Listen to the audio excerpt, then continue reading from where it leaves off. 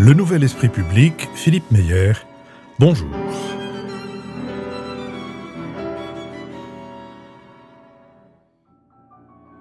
Bonjour, merci de nous avoir rejoints pour ce Nouvel Esprit Public au cours duquel nous allons tenter d'éclairer certains aspects de l'actualité. Nous le ferons avec Nicolas Bavrez, essayiste et avocat, avec Mathias Fekl, ancien ministre de l'Intérieur et avocat, avec Isabelle de Golemin, rédactrice en chef du journal La Croix, et Nicole Niesotto, vice-présidente de l'Institut Jacques Delors.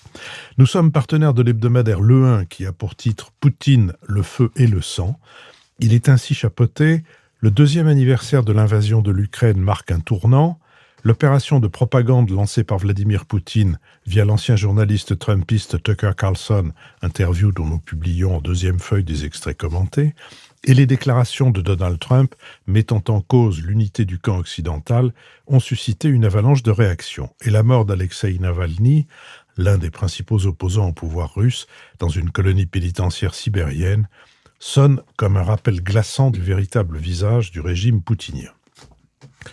Dimanche prochain, 3 mars, nous donnerons un écho au Salon de l'Agriculture et aux questions soulevées par l'agitation dans le monde paysan en mettant en ligne une émission thématique avec Quentin Sagnier autour d'un sujet au cœur de la récente contestation paysanne, celui des rapports entre l'agriculture et l'environnement.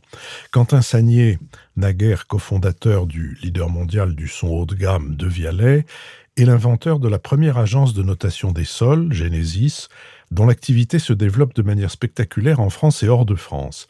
Il s'agit, selon son cofondateur, de soulever le capot de nos sols et des pratiques agricoles pour comprendre comment les faire évoluer durablement vers des modes régénératifs. Les agriculteurs acquièrent, grâce à ces analyses, une sorte de tableau de fonctionnement, une visibilité inédite des conséquences de leurs pratiques. Mercredi, nous mettrons en ligne dans notre série Si c'est pour la culture, on l'a déjà donné, en résonance avec les états généraux de la presse indépendante, un deuxième entretien avec Jacques Transo, le fondateur du site Médiacité, avec qui nous nous intéresserons à l'état matériel et moral de la presse en général et bien sûr de la situation de la presse et de l'information dans les régions. Vos contributions de plus en plus indispensables à notre podcast sont reçues avec reconnaissance et sont déductibles de l'impôt sur le revenu à hauteur de 66%. Notre prochain enregistrement public aura lieu le 10 mars, vous pouvez déjà vous inscrire. Et toutes nos émissions font l'objet d'un compte-rendu analytique ou compendium auquel vous pouvez vous abonner gratuitement et qui a encore fait un bond d'abonnés cette semaine.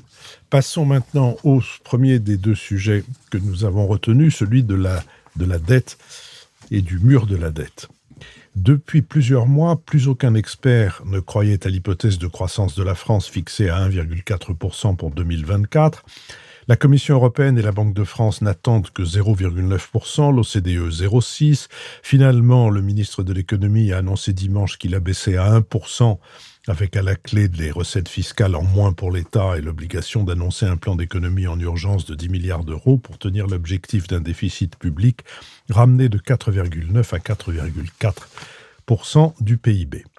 Des économies qui visent à maîtriser la trajectoire de notre dette. Elle atteint désormais 3 088 milliards d'euros et 111,9% du PIB. Les 10 milliards d'euros seront économisés exclusivement sur le budget de l'État, a dit le ministre, qui ajoute emprunter là la voie du courage plutôt que celle de la facilité consistant à augmenter les impôts.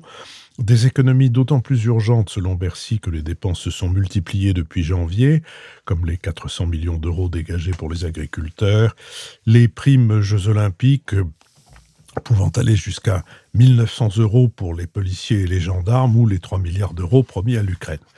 Les collectivités locales et la sphère sociale, retraite, chômage, assurance maladie, prestations sociales, etc., sont à ce stade épargnées. Toutefois, un nouveau tour de vis sur l'assurance chômage interviendra dès cette année et un doublement des franchises médicales sera instauré.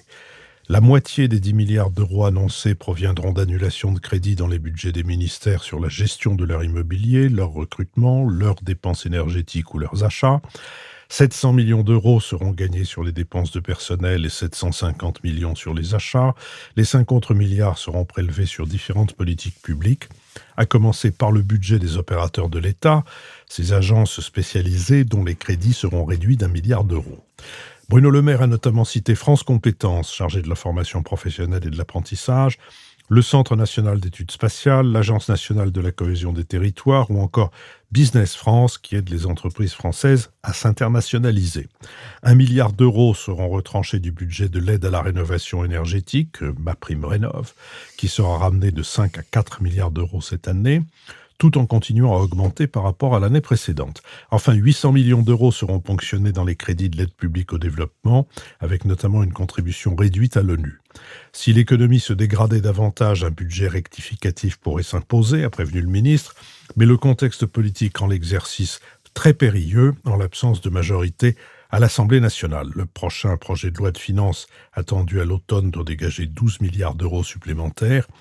Des revues de dépenses sont engagées et seront l'occasion de regarder du côté de la sécurité sociale, en particulier des affections longue durée, telles que le diabète ou les cancers, actuellement prises en charge à 100% par l'assurance maladie. Sur cette question, Nicolas Bavrez.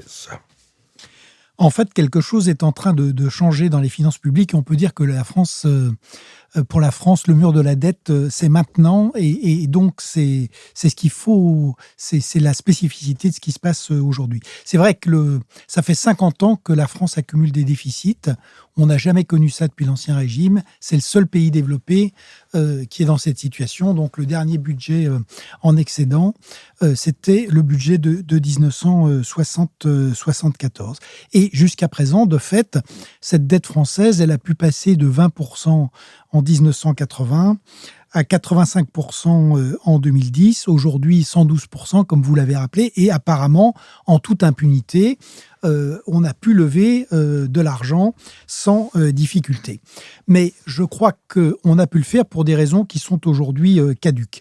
La première raison, c'est qu'il y a eu ce grand cycle de baisse de l'inflation et des taux d'intérêt, avec des taux qui étaient négatifs. Donc plus on s'endettait et moins on payait de services de la dette. Ça, c'est fini. La deuxième chose, c'est qu'il y a eu une protection de la zone euro, mais aujourd'hui, la zone euro va mal, l'Allemagne est en récession, et donc l'espèce de garantie implicite qui était donnée à la dette française, en réalité, elle a toujours été virtuelle, mais aujourd'hui, tout le monde le sait. Et puis la troisième chose, c'est qu'il y a une tolérance des Français à l'impôt qui est absolument stupéfiante. Contrairement à ce qui est dit, la fraude fiscale en France est limitée. Et donc, on a pu augmenter les impôts jusqu'à arriver à 48% de prélèvements obligatoires, ce qui est quand même 7 points au-dessus de la moyenne européenne. Alors, aujourd'hui, qu'est-ce qui change ? Ce qui change, c'est que cette dette, elle est devenue insoutenable. Donc, on le voit dans les chiffres à court terme, c'est-à-dire que les dépenses continuent à augmenter, vous l'avez rappelé, les recettes rentrent moins bien et le déficit explose. Donc, le déficit de l'État, c'est 173 milliards en 2023 et en fait, ça reste très près du record de 180 milliards en 2020. Et au-delà, au-delà de ces données de court terme, qu'est-ce qui se passe ?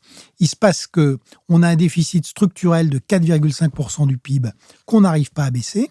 Derrière, on a une économie qui ne marche plus. Une croissance, depuis 2019, c'est 0,4%. Les gains de productivité ont baissé de 5% depuis 2019. Le chômage remonte à 8% du PIB. Et en face de ce déficit public, on a 100 milliards de déficit commercial. Donc aujourd'hui, quand on regarde cet ensemble, la dette française n'est plus soutenable. Et donc, on est aujourd'hui rattrapé par les difficultés. Alors, ce qui a été annoncé par le gouvernement, c'est, totalement à côté de la plaque. Pourquoi ? D'abord parce que c'est le ministre des Finances qui annonce un coup de rabot. Donc on voit très bien que au sommet de l'État, que ce soit le président de la République ou le Premier ministre, continue en réalité à dépenser à tour de bras. Donc il n'y a pas de prise de conscience ni un discours politique qui assume la remise en ordre des finances publiques. La deuxième chose, c'est que la prévision de croissance a été abaissée de 1,4 à 1, mais elle reste en réalité elle reste irréaliste parce que la vérité de l'économie française, c'est qu'on aura au maximum 0,6 ou 0,7% de croissance en 2024. Et le coup de rabot, il est absurde parce que, comme vous l'avez dit, donc ces 10 milliards ont été choisis uniquement parce qu'on peut faire ça par décret. Si on va au-delà de 12 milliards, on doit faire une loi de finances rectificative et on n'a pas les moyens politiques de le faire aujourd'hui. Et les coupes, comme d'habitude, elles portent surtout sur l'investissement. C'est ça qui est terrible. Elles portent sur la transition écologique, elles portent sur la réindustrialisation avec France Business et France 2030, elles portent sur l'espace, elles portent sur l'éducation. Et donc, une fois de plus, on est en train... Et par ailleurs, on ne fait rien sur les transferts sociaux qui représentent 34% du PIB. Donc, c'est véritablement passer complètement à côté du problème. Alors, qu'est-ce qu'il faudrait faire ? Il faut le rappeler, on ne peut pas augmenter les impôts dans ce pays. Si on les augmente, on diminuera les dépenses fiscales. La courbe Laffer n'a pas de réalité scientifique, mais elle a une réalité pratique en France. Et on l'a vu avec les plans qui ont été faits par Alain Juppé en 1995 ou François Hollande en 2012. On a simplement complètement cassé l'activité et diminué les recettes. Donc, on ne peut pas augmenter les impôts. En revanche, on peut faire deux choses. Couper dans les dépenses improductives, réorienter d'ailleurs une partie des transferts sociaux vers l'investissement, céder des actifs publics et surtout travailler sur le fond, sur la croissance, avec l'éducation pour améliorer la productivité du travail, avec la mobilisation du capital vers les entreprises, avec une énergie décarbonée et bon marché, le nucléaire, et avec l'innovation. Je rappelle simplement ce que disait Mendes France, les comptes en désordre sont la marque des nations qui s'abandonnent. Et la France est une nation qui a été abandonnée par ses dirigeants depuis des décennies. Nicole Lisoto. Moi, j'ai surtout un certain nombre d'interrogations face à cette urgence de la dette. La première, quand on regarde le calendrier, on peut quand même se poser la question de mais pourquoi maintenant ? Pourquoi tout d'un coup ?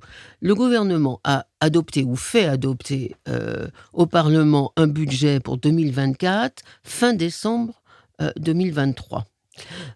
Et dans ce budget, il y avait 7 milliards pour l'économie, l'augmentation du salaire de l'ensemble des enseignants, etc., etc.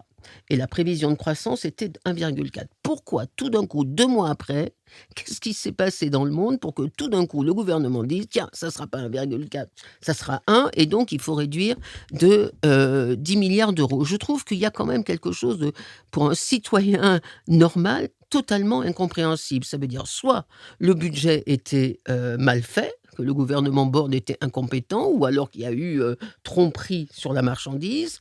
2, qu'il s'est passé quelque chose sur le plan monétaire international ou en matière d'agence de notation qui nous échappe, en tout cas moi qui m'échappe. Ou 3, que l'on se moque du monde. Parce que je n'arrive pas à croire que tout d'un coup, un dimanche, Bruno Le Maire découvre que le budget qu'ils ont fait il y a à peine 2 mois, même pas 50 jours, était faux. Donc ça, c'est quand même une première interrogation. Ensuite, ma deuxième interrogation, c'est est-ce qu'il y a vraiment urgence ? Parce qu'après tout, je suis d'accord avec tout ce qu'a dit Nicolas sur le fait que la dette est vraiment très importante, l'équivalent du PIB et toutes les conséquences négatives que ça peut avoir en termes sur les agences de notation, etc. Mais quand on regarde, quand on se compare, pour reprendre le célèbre adage, je me regarde, je me désole, quand je me compare, je me console. Quand on regarde nos partenaires européens, c'est faux de dire que les Français sont le plus mauvais élève de la zone euro, c'est faux. Donc, la dette française est 109% du PIB, mais l'Italie est à presque 140, l'Espagne aussi, la Grèce a remonté un peu, mais elle reste à 130. Et donc, la question de l'urgence ne me paraît pas aussi fondamentale, d'autant que le président de la Banque centrale, la présidente de la Banque centrale européenne, Madame Lagarde, et le président de la Banque de France, Monsieur Villeroy de Galhau, ont annoncé une baisse des taux d'intérêt pour 2024. Et donc, si les taux d'intérêt étaient baissés, et le coût de la dette serait effectivement beaucoup moins fort. Dernière chose, plus importante. Moi, la question que je me pose, c'est, et là je suis en désaccord avec Nicolas, pourquoi la seule façon est-elle de baisser les dépenses ? Et en particulier, je suis absolument contre la baisse des dépenses sociales comme si c'était des dépenses improductives. Ce ne sont pas des dépenses improductives. Mais pourquoi l'idée d'augmenter les recettes de l'État est-elle à ce point écartée? Et en particulier l'affaire de l'impôt. Je rappelle qu'en 2021, tous les pays de l'OCDE, France comprise, ont adopté une mesure qui est que les grandes sociétés multinationales verraient leurs bénéfices taxés à 15%. L'OCDE a chiffré à 200 milliards de dollars les bénéfices mondiaux de cette mesure par an. 200 milliards par an. Comme la France fait 4% du PIB mondial, la France pourrait récupérer 8 milliards par an en taxant de 15% les bénéfices de ces grandes entreprises. Et je rappelle que cette décision de l'OCDE est devenue obligatoire dans l'Union depuis le 1er janvier 2024. Donc je ne comprends pas pourquoi on nous dit qu'on ne peut pas augmenter les impôts puisqu'on a l'obligation d'augmenter les impôts sur les grandes entreprises. Mathias Feckel. Nicolas parlait tout à l'heure d'ancien régime et il me semble qu'on est dans cette situation-là, à la fois sur la méthode et sur le fond. Sur le fond, on a le sentiment, et depuis plusieurs années, c'est pas là maintenant, mais on est peut-être au terme de ce processus, d'un système institutionnel qui n'embraye plus, d'un empilement tel des niveaux d'intervention dans notre économie que finalement, vous avez beau injecter énormément d'argent, 1 € injecté quelque part, vous savez absolument plus où il sort, ni quels effets il produit, quand il en produit, et parfois il les produit avec tellement de retard qu'en réalité une mesure contracyclique devient procyclique. Bref, on a, je pense, avec la multiplication d'abord au sein même de l'État, des opérateurs, des intervenants, et puis une décentralisation mal aboutie, un vrai sujet. Et puis on a un sujet aussi sur la méthode. Quand même, pour le coup, il y a moins de 2 mois, il y a le budget, il y a 2 mois, effectivement, et puis il y a encore plus récemment un discours de politique générale, qui quand même, certes, même s'il n'a pas été suivi ensuite d'un vote à l'Assemblée nationale, est quand même supposé être un moment, un brin solennel et engageant. Et puis, vous avez ensuite, quelques jours après, dans le secret des bureaux, en réalité, une sorte de régulation. Alors, ce qui pourrait être une régulation purement technocratique et qui serait en soi légitime quand ça vient ajuster, là, vient rebattre un certain nombre de priorités qui avaient été affichées au plus haut niveau politique devant la représentation nationale. Effectivement, la transition écologique, les sujets de réindustrialisation, l'éducation, dont l'actuel Premier ministre était responsable il y a encore quelques semaines. Bref, ça ne va pas, ça pose un problème de lisibilité et donc de légitimité démocratique de la mesure. Et puis, il y a un point supplémentaire sur la dette, c'est que ce qui est insupportable, à mon avis, aujourd'hui, pour beaucoup de nos concitoyens, c'est la juxtaposition d'un niveau d'impôt très élevé, objectivement, et d'une qualité de service public qui, dans beaucoup d'endroits, se dégrade. On est tous prêts à payer, en réalité, même si ça nous fait peut-être à chaque fois rager, mais beaucoup d'impôts si on se dit qu'en face, il y a une qualité qui est au rendez-vous sur les services publics essentiels. Et malgré les efforts des agents qui ne sont pas du tout en cause, il y a un système qui ne fonctionne plus et qui n'embraye plus. Je veux évoquer un tout dernier point. C'est effectivement la question des ressources et à partir de là, la question de la justice fiscale. On voit ailleurs dans le monde, notamment aux États-Unis, se développer un mouvement de milliardaires, notamment, qui disent « taxez-nous », parce que là, notre situation est totalement indécente. C'est-à-dire on gagne tellement d'argent et plus personne ne nous en prend pour le redistribuer qu'on est très loin de ce qui se passait des États-Unis, de Roosevelt jusqu'à Reagan, en gros. Je trouve en Europe le mouvement relativement timide. Il y a eu un peu en Autriche, je crois, une petite tentative. En France, assez peu. Mais si on veut éviter dans une société déjà extrêmement tendue et à fleur de peau que les choses n'explosent, il y a intérêt à renouer quand même avec ce sujet sur la justice fiscale, à la fois sur le plan symbolique et sur le plan vraiment concret. Isabelle de Golemin. Oui, en fait, je crois que moi, je suis d'accord avec tout ce qui a été dit, mais peut-être qu'il faut aller un peu plus loin. En fait, je pense qu'il y a derrière ça un problème de courage. Il y a un courage politique. Tout le monde savait que les prévisions budgétaires étaient mauvaises, donc, et le gouvernement en premier. Donc là, il y a un problème de qu'est-ce qu'on dit aux Français et comment est-ce qu'on apprend aux Français à connaître la vérité. Donc ça, c'est le premier point. Le second point, quand même, si ça s'est aggravé, c'est parce que l'Allemagne va très mal et qu'on en subit quand même les conséquences. Donc, c'est-à-dire qu'on n'est pas les seuls à avoir une croissance en berne. Au contraire, il y a plutôt pire si on voit l'exemple allemand. Mais c'est au courage aussi par rapport aux dépenses. Parce que, en fait, l'endettement, de fait, Nicolas a raison, l'endettement en soi, c'est pas mauvais, mais c'est quel endettement? Et par exemple, je prendrais bien cet exemple-là. Qui se souvient de l'argent qu'on a donné après les Gilets jaunes? 15 milliards, je crois. Qui se souvient à quoi ça a servi? C'est-à-dire qu'on est quand même dans une logique depuis quelques années on verse comme ça de l'argent, espèce un peu je sais pas, un État un peu démagogue finalement qui part au plus pressé et qui fait une espèce de petite politique de suivi de tous les mouvements sociaux qui du coup se déclenchent dans notre pays. Mais en fait, la dette, si c'est une dette pour servir l'éducation, si c'est une dette pour effectivement faire la transition écologique, et on voit bien avec les agriculteurs qu'il y a un vrai problème, mais il ne faut pas donner de l'argent comme ça à des gens un peu en l'air sous prétexte qu'il y a un syndicat avec lequel on co-gère l'agriculture. C'est pas de la bonne politique, je parle de la FNSEA. Donc il y a vraiment aussi un courage sur la dépense publique, je crois, qu'il faut qu'on arrive à avoir. Et là, aujourd'hui, on va au plus pressé.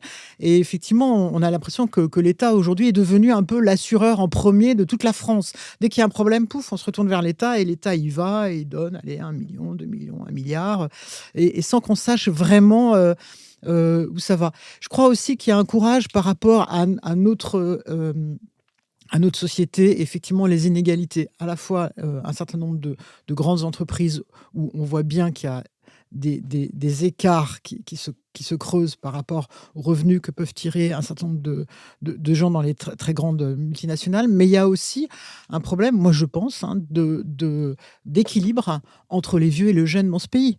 On sait très bien, les vieux, dont nous sommes un certain nombre autour de la table, on a quand même profité d'une croissance économique importante, d'un endettement qui n'était pas trop cher. On s'est tous bien enrichis au niveau du patrimoine. Aujourd'hui, on a des jeunes, et c'est statistiquement tout à fait prouvé, qui n'ont pas les moyens de se loger, qui n'ont pas les moyens de vivre bien. Et donc, il y a une forme d'inégalité. Alors, pas augmenter l'impôt, moi je veux bien, mais en fait, il faudrait quand même se poser la question pourquoi aujourd'hui les retraités sont aussi riches dans ce pays. On le voit, je parle de certains retraités, mais quand même de retraités qui c'est pas, ils sont quand même assez importants. Et pourquoi est-ce qu'on pourrait pas faire un transfert aussi entre jeunes et vieux? En tout cas, s'il y a des impôts à payer, je pense qu'effectivement, les plus âgés doivent en payer plus. Nicolas Bavrez. Alors, quelques réponses. D'abord, pourquoi est-ce que le problème se pose aujourd'hui? Il y a un problème de très court terme qui est que les agences de notation, tous les 6 mois, réévaluent la situation des pays. Et donc, la prochaine réévaluation, ça va être avril et mai.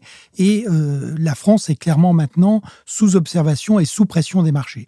Je rappelle que quand on dit qu'un pays peut sauter, c'est pas du tout virtuel. Et c'est arrivé déjà dans la zone euro, y compris à un grand pays, l'Italie, en 2011, où ça a été extrêmement difficile. Je rappelle aussi que le Royaume-Uni, alors qu'il n'est pas dans la zone euro, c'était des conservateurs. Madame Truss, avec un programme absurde, elle a sauté en 15 jours. Et aujourd'hui, le Royaume-Uni est sous surveillance permanente également des marchés. Donc ça, c'est le très court terme. Qu'est-ce qui se passe de manière plus fondamentale? Avec la hausse des taux, le service de la dette, il était de 40 milliards en 2021, il va être de 84 milliards en 2027. C'est plus qu'un impôt sur le revenu, ce sera le premier budget du pays. Surtout, quand est-ce qu'un pays saute? Un pays saute quand les taux d'intérêt deviennent supérieurs à la croissance nominale. La croissance nominale, cette année en 2024, c'est 2,5 d'inflation et 0,7 de croissance. Ça fait 3,2. Et les taux d'intérêt, ils seront à 3,5. Pourquoi est-ce que la décision de la BCE n'a rien à voir? Parce que la BCE, les banques centrales gèrent les taux courts. Et la dette publique, c'est les taux longs. Et sur les taux longs, c'est le marché, c'est l'équilibre entre l'offre et la demande. Et aujourd'hui, on a une pénurie d'épargne en face des besoins, parce que tout le monde doit financer le vieillissement, la réindustrialisation, la transition climatique, la révolution numérique et le réarmement. Et donc les taux longs, quoi que fasse la BCE, les taux longs, ils vont rester élevés. Pourquoi est-ce qu'on a un problème? C'est pas vrai du tout de dire qu'on peut se rassurer en se comparant. L'Italie, elle a baissé de 14 points en 2 ans son taux d'endettement. Parce que eux, ils ont profité de l'inflation pour se désendetter. Nous, avec l'inflation, on continue à avoir une dette qui croît, ce qui est invraisemblable. Les Grecs, ils ont fait moins 30% de PIB sur leur dette. La zone euro, elle est à 90% et on est à 112. Donc, il y a un énorme problème et on est vraiment un des hommes gravement malades de cette zone euro. La dernière chose sur les entreprises. En France, les entreprises paient 18% du PIB de charges et de prélèvements et d'impositions diverses. C'est 9% en Allemagne. et c'est autour de 11% dans la zone euro. Donc l'idée de dire que les entreprises ne paient pas d'impôts, c'est une idée fausse. Les très grandes entreprises, le CAC 40, quand on regarde, le CAC 40 se porte effectivement très bien, verse des dividendes élevés. Le CAC 40 fait 22% de son activité sur le territoire français. Les profits, ils sont faits à l'étranger et la part d'imposition qui est payée en France, elle est très largement supérieure à l'activité qui est générée en France. Donc, l'idée qu'il y a un trésor caché est une idée qui est absolument fausse. La France a toutes les catégories d'impôts et elle est au taux maximum sur toutes les catégories d'impôts. Et les entreprises, comme les ménages, en réalité, paient et paient très lourdement. Nicole Desautos. Ça n'est pas l'idée d'un trésor caché. C'est l'idée qu'il faut effectivement que les efforts soient également répartis de façon équitable.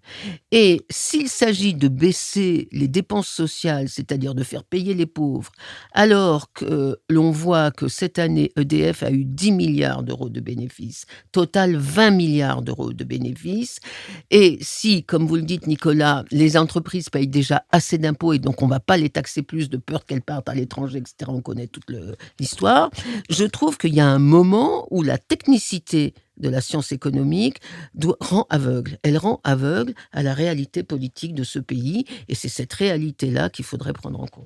Nicolas Bavrez. Juste un mot. EDF, c'est un très bon exemple. On veut on veut décarboner l'économie, on veut avoir une énergie qui soit décarbonée, abondante et à un prix correct pour pouvoir faire de la réindustrialisation. EDF a 60 milliards d'investissements à financer sur le grand carénage de ses centrales actuelles. Il y a les 5 ou 6 EPR, c'est au moins 60 milliards d'euros, et la fermeture du cycle nucléaire, c'est 50 milliards d'euros. Donc, on peut, ce qu'avait fait Bruno Le Maire, effectivement, on peut prendre l'État peut accaparer les profits d'EDF, c'est ce qu'il a fait en mettant 8 milliards d'euros sur le déficit fiscal. Ça veut simplement dire qu'il n'y aura pas d'argent pour investir dans l'énergie décarbonée. Je vous remercie. Passons au deuxième sujet que nous avons retenu. À quoi ressemble la Russie de Vladimir Poutine ? En dépit des sanctions occidentales, l'économie russe connaît une croissance de 2,6%, meilleure que celle de la zone euro, selon les estimations du Fonds monétaire international. L'activité économique du pays est désormais largement tirée par un secteur devenu prioritaire, la défense. Moscou a acté une envolée de près de 70% des dépenses militaires en 2024, 6% du PIB. Moscou parie aussi sur ses revenus pétroliers et les échanges commerciaux avec son voisin chinois pour soutenir son économie. Toutefois, la Russie doit faire face à une inflation de 7,4% et le taux de chômage de 3% traduit des pénuries de main-d'œuvre persistantes. À long terme, l'exode à l'étranger de 800 000 à 1 million de Russes, selon les estimations, à la suite du lancement de l'offensive en Ukraine et après la mobilisation partielle de septembre 2022, cela va continuer à peser sur de nombreux secteurs, la banque, l'énergie, télécommunications, amputés des travailleurs qualifiés dont ils ont besoin. Récemment, la Douma s'était alarmée du fait qu'en 2046, la Russie aura perdu 7,5% de ses habitants. Elle a aussi rappelé que le taux de natalité est évalué à 1,42 enfants par femme fin 2022, chiffre qui était de 1,5 en 2020, la moyenne dans l'Union européenne. Selon l'agence statistique Rosstat, la Russie comptait au 1er janvier dernier 146 447 424 habitants, Crimée annexée comprise, soit moins qu'en 1999. Des jeunes parmi les mieux formés et donc armés pour travailler à l'étranger ont quitté le pays pour ne pas être mobilisés. Selon le renseignement américain, 120 000 soldats russes auraient été tués depuis le début de la guerre en Ukraine, pour un total hors de combat d'environ 320 000 blessés, soit 2 fois plus que les pertes ukrainiennes, mais avec une population 4 fois plus élevée. La conquête, le 16 février dernier, par les soldats russes de la ville d'Avdiivka, dans la région de Donetsk, et le retrait des forces ukrainiennes constituent une victoire symbolique pour Moscou. Cette ville est la première conquête substantielle russe depuis la prise de Bakhmout en mai 2023. À l'approche de l'élection présidentielle en Russie, Moscou n'a pas manqué d'exprimer son autosatisfaction et Vladimir Poutine a parlé d'une importante victoire. Elle aurait coûté 47 178 hommes à l'armée russe, d'après l'état-major ukrainien. Avdiivka tombée, la Russie devrait mettre à l'épreuve la seconde ligne de fortification établie par l'armée ukrainienne ces derniers mois. En politique intérieure, la mort en détention de l'opposant Alexeï Navalny, annoncée le 16 février, signale Selon Renaud Girard dans Le Figaro, un retour de la Russie aux pratiques staliniennes. Sous Brejnev, on enfermait les dissidents mais on ne les tuait pas, observe-t-il. Le scrutin présidentiel des 15-17 mars prochains, où même le plus modéré des opposants, Boris Nadezhdin, n'a pas été autorisé à se présenter, ne devrait pas représenter une compétition politique significative. Sur cette question, Nicole Niesotto. On attribue à Churchill beaucoup de citations, mais en particulier celle-ci concernant l'URSS. L'URSS est un rébus entouré de mystères au sein d'une énigme. Je crois que cette phrase, elle a été vraie pendant très longtemps, mais qu'elle n'est plus vraie. Aujourd'hui, la nature de la Russie semble à peu près claire. C'est une dictature pure et simple, fondée sur le contrôle, la répression, l'assassinat, le culte du chef et bien sûr, dans tout le système, une corruption absolument spectaculaire. Alors, rapidement quand même, pour rappeler un certain nombre de choses. Le contrôle de la population. Un élément nouveau est apparu en décembre. Depuis décembre 2023, tous les Russes, qu'ils habitent en Russie ou à l'étranger, doivent apporter leur passeport à l'autorité locale. Alors, ce n'est pas encore l'interdiction de sortir, ce n'est pas encore le rideau de fer qui va s'abattre autour de la Russie, mais c'est quand même un contrôle très clair des déplacements des Russes à l'étranger.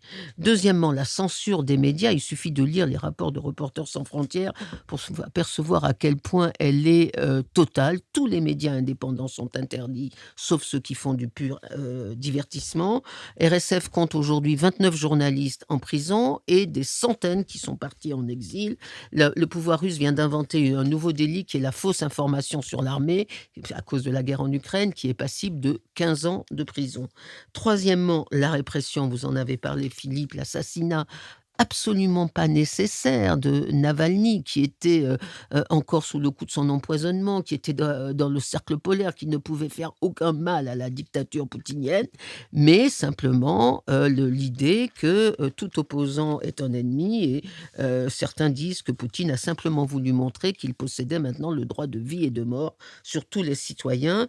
L'interdiction de la liberté politique, ça n'est pas nouveau, mais pour les élections prochaines de mars, le fait que le seul candidat libéral qui pouvait peut-être avoir 10%, pas plus, des élections, mais qui apparaissait comme un vrai contrepoids à Poutine, Boris Nadezhdin, qu'il ait été interdit de se présenter aux élections sous prétexte qu'il avait mal rempli ses formulaires ou je ne sais quoi, montre à quel point Poutine veut être élu comme un chef africain avec 99% de voix, et je dis pardon aux chefs africains démocrates qui m'écoutent. Et enfin, dernièrement, la corruption. Navalny avait été connu à partir de ses enquêtes sur la corruption. Il avait décrit le parti de Russie Unie comme un parti d'escrocs et de voleurs, et on se souvient tous, moi je l'avais vu en tout cas, ce reportage extraordinaire sur le bunker, la propriété de Poutine, où la brosse à dents était de 500, 700 euros, etc., etc. Donc, on voit que c'est une dictature au sens le plus, mais vraiment science politique du terme. La vraie question, mais je vois que je n'ai pas le temps, mais j'y reviendrai peut-être tout à l'heure, la vraie question, c'est quelle est la solidité de cette dictature? Et si j'avais le temps, j'aurais développé 3 points. La crise démographique, mais vous l'avez très bien fait, Philippe. La crise démographique. Deuxièmement, la crise stratégique. Je ne crois pas une seconde à toutes ces rumeurs de supériorité de l'armée russe sur nos armées. Je ne crois pas une seconde que l'armée russe, qui n'est pas capable de conquérir le Donbass, pourrait attaquer la Pologne ou les Pays-Baltes. Et troisièmement, enfin, la crise économique, parce que vous avez effectivement donné les bons chiffres de croissance de l'économie, mais c'est une croissance en trompe-l'œil. La Russie est en train de devenir une colonie chinoise. Isabelle de Golemin. Oui, alors effectivement, la question, elle est bonne. C'est jusqu'où ça va aller, jusqu'à quand ça va durer. Parce que pour l'instant, en tout cas, factuellement, c'est plutôt incroyable, Russie. C'est-à-dire qu'il y a quand même une capacité de résilience dans ce pays qui est impressionnante. On pensait, en supprimant, en sanctionnant les entreprises qui travaillaient avec la Russie du côté de l'Occident, assécher ce pays. Navalny, de son côté, pensait, en faisant un travail autour de la corruption, etc., permettre l'émergence d'une opposition interne. Eh ben non. En fait, non. Effectivement, les 2 dernières nouvelles qui sont la pseudo-victoire, parce que c'est quand même, un peu une victoire tronquée de la Russie sur l'Ukraine et puis malheureusement la mort de Navalny montrent qu'en fait ça tient. Moi, c'est ça qui me surprend le plus, c'est que ça tient. Alors jusqu'où ça rappelle peut-être un peu la situation de la Russie en 1917. Tout le monde disait, «Pas de problème» et tout ça, puis d'un seul coup ça s'est écroulé. Alors qu'est-ce qui pourrait faire écrouler? Parce que ça tient notamment parce que, Poutine est arrivé quand même à s'allier à des forces, traditionnelles, notamment la religion, hein. On voit combien il s'allie sur, il y a une alliance entre le sabre et le goupillon, comme on dit, et qu'il arrive comme ça, sans doute, à contrôler un peu le pays. Mais, je pense que le vrai problème, c'est moins d'ailleurs l'envie de démocratie que le refus d'aller se battre en Ukraine. Et je pense que s'il y a peut-être un point où ça peut, un jour, basculer, c'est quand même, on voit bien là il y a quand même une opposition des maires de soldats. Il y a quand même le gouvernement russe se défend bien de parler du nombre de morts et on se dit qu'un jour les Russes refuseront et là ils voteront avec les pieds et c'est peut-être que là que ça peut aller. Mais c'est vrai que je ne vois pas dans l'aspect politique et démocratique quelque chose aujourd'hui qui soit une force de renouveau tant effectivement le pays est contrôlé et puis la Russie démocratique finalement ça a existé tellement peu de temps qu'on se dit que Navalny était quelque part un épiphénomène d'une mentalité qui s'est habituée à une forme de dictature. Matthias Fekl. D'abord, je conseille la lecture, je l'avais déjà fait, de l'excellent Dans la tête de Vladimir Poutine, Oui. de Michel Etchaninov, qui est aussi contributeur ici, qui vraiment, en une bonne centaine de pages, remet bien en place les différentes inspirations à la fois philosophiques, historiques, la pensée bureaucratique aussi qui inspire Poutine et je crois que ça reste une lecture tout à fait salutaire. Alors, moi je suis absolument d'accord avec ce qui a été dit sur la brutalité interne. Il me semble qu'il y a quelques éléments qui peuvent donner un peu d'espoir. C'est d'abord le nombre de Russes qui sont partis en exil. Il y a maintenant une diaspora russe qui est partie parce qu'elle ne souhaitait pas combattre dans cette guerre injuste, qui est présente un peu partout. Il me semble que là, il y a peut-être un ferment, peut-être un jour pour quelque chose. Il y a un soutien quand même admirable qui s'exprime à Navalny aujourd'hui. Quand vous voyez des citoyens qui aujourd'hui osent aller déposer des fleurs à sa mémoire, et alors qu'on sait la répression qui peut s'abattre sur eux, là aussi, ça prouve que malgré la brutalité de la répression, il y a y compris en interne en Russie des citoyens qui osent, alors comment dire, pacifiquement, et sans pour autant se révolter, mais enfin qui osent exprimer une opinion dissidente. Alors la Russie, par ailleurs, et ça c'est sur les points plus inquiétants, conserve des richesses énormes, et notamment pétrolières, hein, qui aujourd'hui lui permettent de continuer à alimenter son effort de guerre considérable. Elle dispose aussi d'une population qu'elle peut enrôler pour aller se battre en Ukraine, et il y a des réserves de chair à canon. Il n'y a pas d'autres mots qui restent évidemment très impressionnantes. Alors, le monde, c'est simplement quelques aspects externes sur l'impact de tout cela sur nous. Parce qu'il y a quand même un risque aujourd'hui, c'est qu'un jour, on finisse par ressembler à la Russie. Parce que ce que Poutine a réalisé à l'intérieur, il souhaite le réaliser aussi à l'extérieur. Il y a un projet impérialiste aujourd'hui extrêmement clair, extrêmement violent. Alors ça se traduit par des menaces d'agression, la Pologne, l'Estonie et peut-être d'autres qui sont pas du tout à prendre à la légère selon moi. Ça se traduit chez nous par des campagnes de désinformation avec les centaines de milliers de comptes, avec aussi les soutiens qui existent en interne, que ce soit par la corruption financière ou que ce soit par la corruption morale, mais de personnalités qui sont dans notre pays des agents objectifs du poutinisme, et en particulier à l'extrême droite. C'est vrai en Europe, comme c'est le cas aux États-Unis avec Donald Trump. Donc attention, ce qui se joue en Russie, c'est pas du tout quelque chose qui reste interne à ce pays-là. Et je le dis aussi parce qu'on sent, au détour de la crise qui traverse le monde agricole aujourd'hui, des voix qui commencent à s'élever, et que je comprends de la part de personnes qui souffrent, hein, Attention, il ne s'agit pas du tout de le balayer d'un revers de main comme ça, il y a une souffrance objective dans les campagnes françaises. Mais attention, parce que si se greffe là-dessus un discours venant à dire tout ça c'est de la faute de la guerre en Ukraine, de notre soutien à l'Ukraine, il y a danger, et danger éminent et imminent, y compris sur nos propres démocraties. Nicolas Bavrez.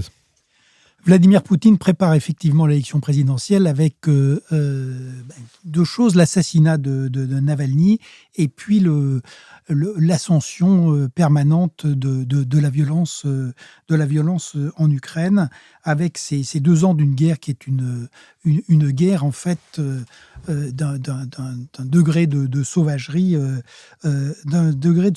assez inouï. Donc les leçons de ça, comme on l'a dit, Navalny a payé de sa vie le fait de dévoiler vraiment, il n'y a plus de doute possible sur la nature du régime russe aujourd'hui. On nous a dit que c'était une démocratie libérale, on a pu croire que c'était une démocrature. Comme il a été dit, c'est une dictature implacable, une dictature qui est fondée sur le mensonge, la peur, la violence interne et extérieure. Donc, on a vu la remise en route du goulag, donc ça n'est pas la terreur version Staline, mais c'est vrai que c'est pire que sous Brejnev. Solzhenitsyn a été expulsé, Navalny a été exécuté.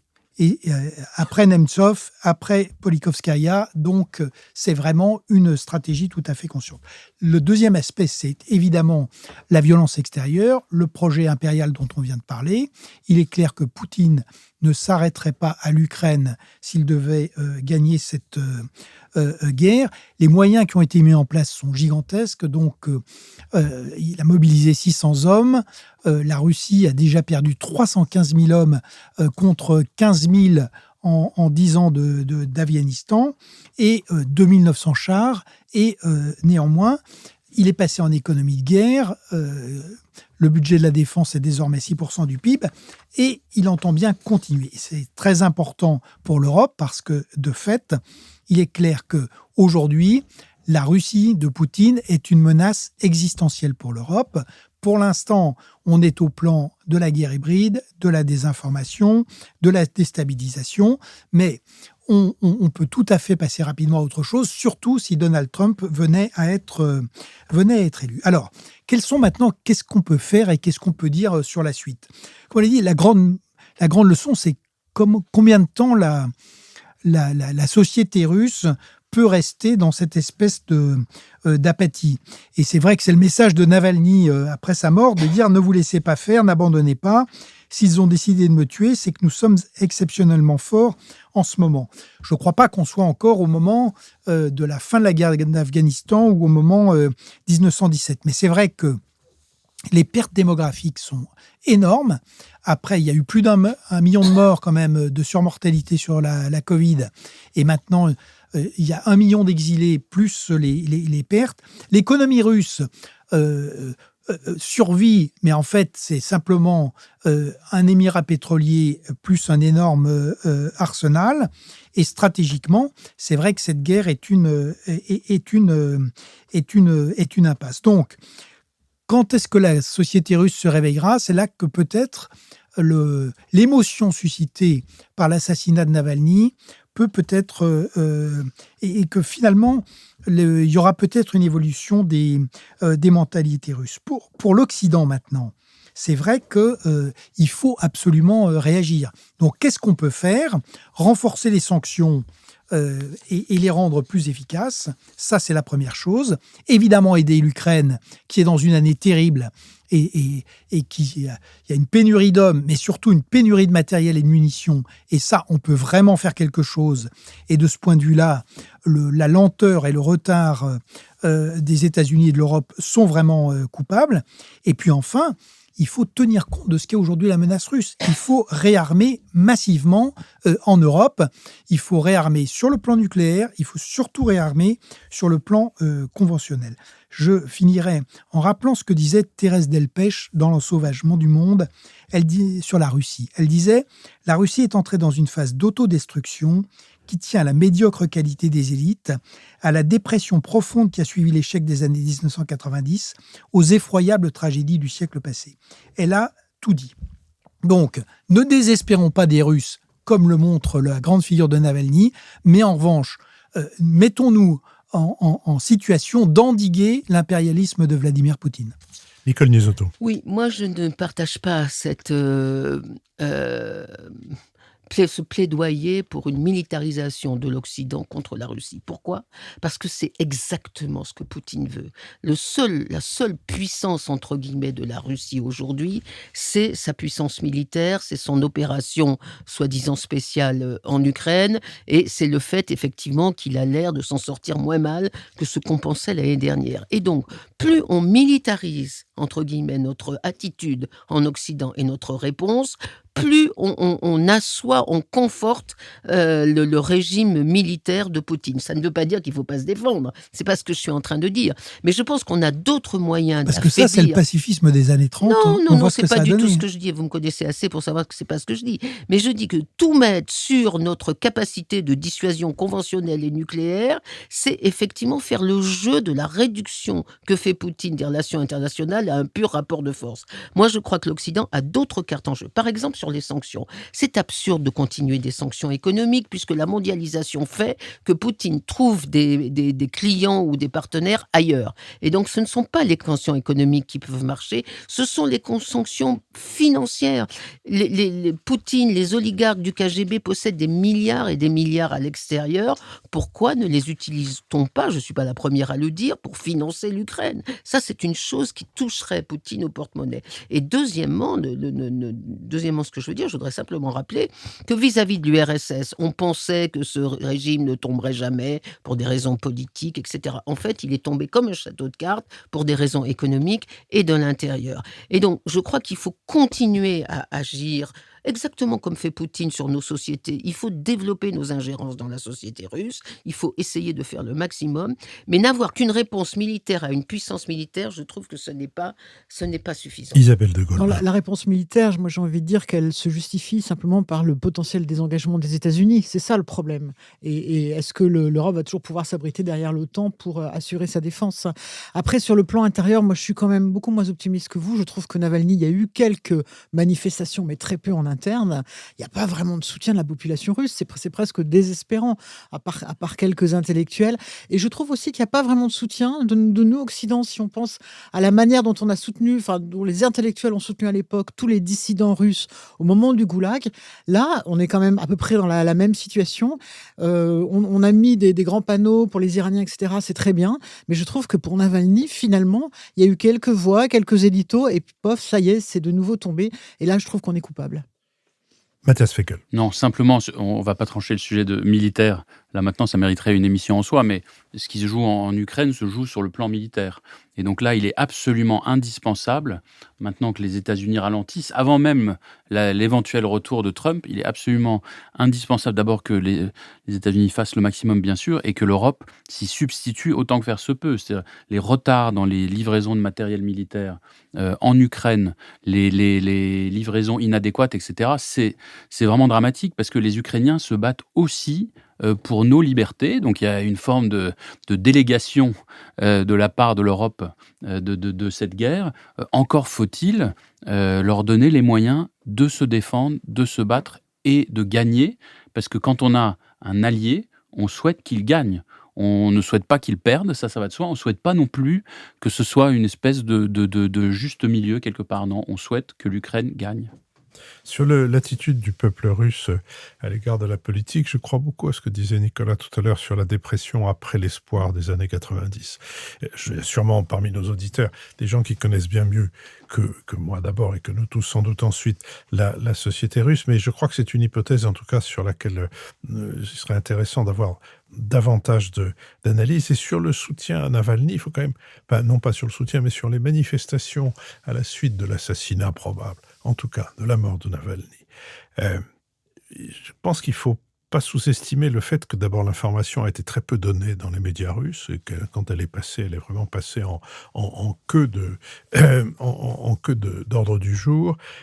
Et par ailleurs que chaque soutien, il faudrait lui affecter un coefficient multiplicateur compte tenu du risque qui est pris, du fait que les gens sont photographiés, filmés, que sous un prétexte ou sous un autre, ils se retrouvent en garde à vue ou également en prison. Donc je pense qu'il ne faut pas non plus oublier ça. Mais oui, Simplement, il y a un livre admirable qui s'appelle Les Chuchoteurs et qui retrace comment, dans l'Union soviétique, beaucoup de citoyens chuchotaient parce qu'il y avait des micros dans les murs partout, Dans ou les des cuisines. espions chez le voisin, enfin que l'époux, l'épouse, les enfants pouvaient espionner.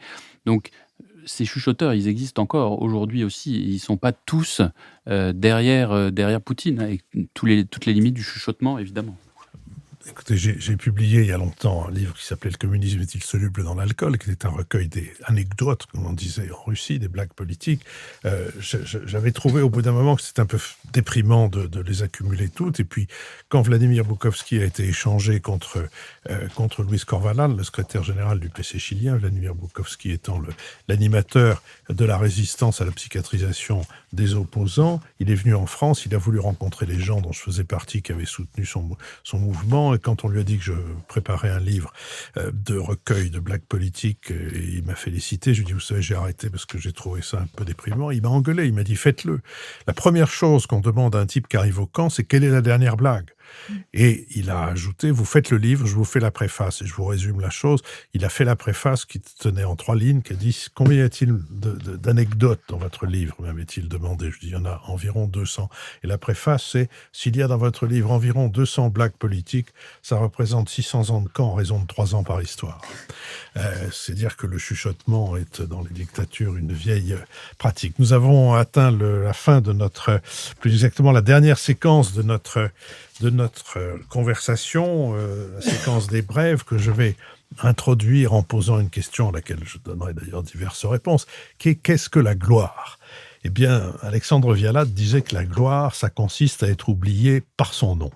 C'est comme ça que circule à l'arrière-plan de notre paysage intellectuel une tribu d'illustres inconnus, dans laquelle on ne s'étonnera pas que Jean-Robert Pitt, le père de l'inscription du repas gastronomique des Français sur la liste du patrimoine de l'UNESCO, que Jean-Robert Pitt ait choisi, pour en publier une biographie passionnante, l'auteur de la physiologie du goût, Jean-Anthelme Brillat-Savarin, 1755-1826.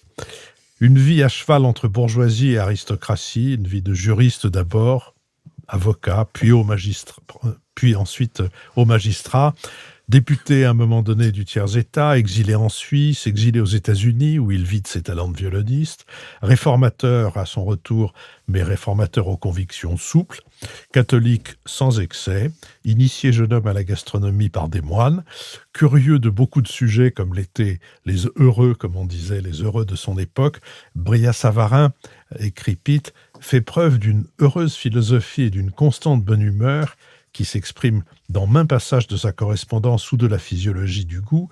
C'est l'une des principales raisons du succès de son livre. On éprouve l'envie de partager de bons moments avec lui, une partie de chasse, un repas, une fête, un voyage d'agrément. Jean-Robert Pitt retrace le chemin aux nombreuses étapes qui conduira Brillat-Savarin à faire de la gastronomie non une jouissance égoïste, mais le principe consolateur et bonificateur de l'humanité. Au fond, à la question que je posais tout à l'heure, qu'est-ce que la gloire ? Je crois que j'ai trouvé la réponse. La gloire, c'est de laisser son nom à un fromage. Un fromage triple crème, le foie gras du fromage, qui appelle un vin blanc de Bourgogne et que l'on nomme le Brillat-Savarin. Mathias Fekl. Alors, le hasard veut que j'avais dans ma besace la physiologie du goût préfacée, c'était en 82 par Jean-François Revel. Donc je comparerai les 2 éditions avec beaucoup d'intérêt. Non, moi je vous recommande un livre qui est apparu il y a déjà de nombreuses années, de Zeev Sternhell, Les Antilumières, une tradition du XVIIIe siècle à la guerre froide qui retrace la pensée réactionnaire, contre-révolutionnaire, contre le primat de la raison, contre le primat de l'individu et son corollaire, les droits de l'homme. Et il me semble que dans la période que nous traversons, et malheureusement je crains que nous allons affronter, ce soit une lecture, alors, c'est une somme, 800 pages, c'est un livre absolument passionnant, qui je pense sera un guide utile pour les années qui viennent. Isabelle de Golemin. Moi, je vais prolonger notre deuxième partie de discussion sur la Russie avec cette réédition des écrits de Georges Bernanos, La liberté, pourquoi faire ? Parce que la liberté, pourquoi faire, vous savez que c'est ce qu'a répondu Lénine quand on l'a accusé d'instaurer la dictature. Et donc Georges Bernanos, alors contrairement à Arendt ou Raymond Aron, Georges Bernanos, lui, pense qu'il n'y a pas de différence de nature entre démocratie et dictature et qu'on peut tous verser dans la dictature. Alors c'est discutable, mais quand on voit quand même ce qui se passe dans un certain nombre de démocraties qui vont vers une démocrature, c'est assez intéressant. Et je voulais juste vous lire cette petite phrase de Bernanos, donc c'est en 1947. La menace qui pèse sur le monde est celle d'une organisation totalitaire et concentrationnaire universelle qui ferait tôt ou tard, sous un nom ou sous un autre, qu'importe, de l'homme libre, une espèce de monstre réputé dangereux pour la collectivité tout entière et dont l'existence dans la société future serait aussi insolite que la présence actuelle d'un mammouth sur les bords du lac Léman. Je vous laisse avec cette phrase. Nicolas Bavrez. Alors, pour éclairer notre autre thème qui était la dette, je voulais signaler le livre de Charles Serfati qui s'appelle « Histoire économique de la France de la Gaule à nos jours ». C'est une entreprise assez colossale et extraordinaire et qui remet à partir de l'exploitation d'un certain nombre de données neuves qui apportent des éclairages qui sont tout à fait intéressants. Il montre que finalement les Gaulois avaient un niveau de vie qui était comparable à celui des Romains, que le Moyen-Âge a été une grande période de croissance et d'innovation, que Louis XIV était un roi puissant mais que l'économie, elle, était plutôt stagnante et qu'il a fallu attendre le XIXe siècle pour avoir une vraie croissance dans notre pays. Et surtout que finalement, la France a construit un modèle assez unique où elle a réussi à avoir des moments de puissance sans avoir véritablement d'économie performante, ce qui est un cas tout à fait singulier. Et c'est vrai que, par ailleurs, ce livre montre que régulièrement dans notre histoire, le surendettement a eu des conséquences politiques extrêmement importantes. Nicole Niesotto.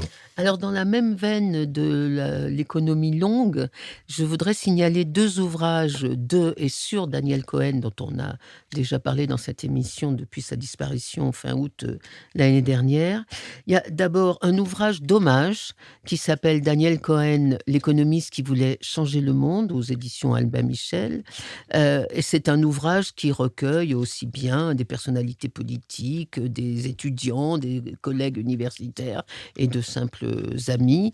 Et l'intérêt de cet ouvrage, c'est que l'ensemble des bénéfices seront reversés à la création d'une chaire d'économie et d'un prix d'économie Daniel Cohen, porté par Esther Duflo, la prix Nobel d'économie, et qui sera dans le cadre de l'École normale supérieure. Le deuxième ouvrage est un livre de Daniel Cohen, c'est son ouvrage posthume qui s'appelle Une brève histoire de l'économie, paru aussi aux éditions Albin Michel, qui au départ devait être un petit texte très court pour illustrer une BD. Daniel voulait faire une BD sur l'histoire de l'économie. Et comme toujours avec Daniel Cohen, ce qui est court devient non pas très long, 130 pages. Et du coup, ça ne marchait plus pour une BD. Donc, c'est devenu un ouvrage, Une brève histoire de l'économie, paru aussi chez Albin Michel, et qui est extraordinaire parce qu'il raconte aussi, comme le livre que vous venez de recenser, Nicolas, l'histoire de l'économie mondiale, 12 000 ans d'histoire d'économie mondiale en 130 pages, avec une luminosité extraordinaire. C'est un peu un condensé de notre histoire à tous. Et comme vous le savez, Daniel était non seulement un économiste, mais quelqu'un qui réfléchissait énormément à ce que veut dire le bonheur dans la société aujourd'hui. Et donc, je vous recommande ce livre pour être un tout petit peu plus heureux qu'on ne l'est aujourd'hui. Un mot, je crois que comme titre pour l'hommage à Daniel Cohen, l'homme qui voulait changer le monde, l'économiste qui voulait changer le monde, est un titre que je qualifierais poliment de paresseux. Ce n'était pas un homme qui voulait changer le monde, c'est un homme qui voulait faire comprendre l'économie, ce qui est presque aussi difficile que de changer le monde. Merci à Sophie Jacquin avec qui cette émission a été préparée. Merci à Benoît Carré qui va en assurer le compendium, le compte-rendu analytique. À Nicolas Tourneau qui veille à notre site, tandis qu'Olivier Magloire soigne et suit toutes les questions qui touchent à notre financement. Merci à Manon Boisard qui a enregistré pour le studio L'Arrière-Boutique cette conversation. Et merci à Nouvelles Écoutes et à Julien Neuville qui l'ont produit. Rendez-vous mercredi pour le deuxième entretien avec Jacques Transo sur l'état de la presse et rendez-vous dimanche prochain le 3 mars, pour notre émission avec Quentin Stanier sur l'état de santé de nos sols.